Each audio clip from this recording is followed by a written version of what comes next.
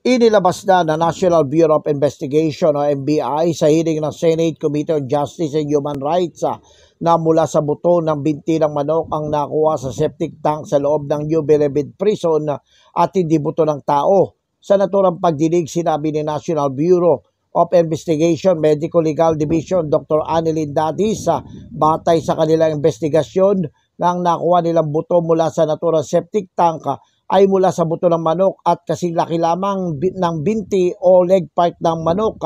Dagdag pa ni Dadis na bukod sa buto ay may nakuwang underwear at pang-ahit.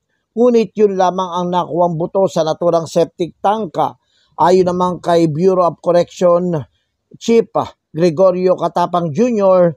na ipabubukas na rin ang ilang pang mga septic tank na katabi rin ng naturang septic tank upang makita pa ang laman ng mga ito. But if you try to compare it with the actual size of a chicken leg bone, it is equal, consistent to a chicken leg bone. So yun lang po ang butong nakita ron? Yes, sir. Matapos ang pagdinig, agad namang nagsagawa ng ocular inspection sa loob ng Bilibid sina Senador Francis Tolentino, Ronald Bato de la Rosa at Senador Robin Padilla. Partikular na inikot ng mga senador na bukod sa mga selda ay ang kantin at ang controversial na septic tank. Ako, si Jojo Sikat, walang inaatas ang balita.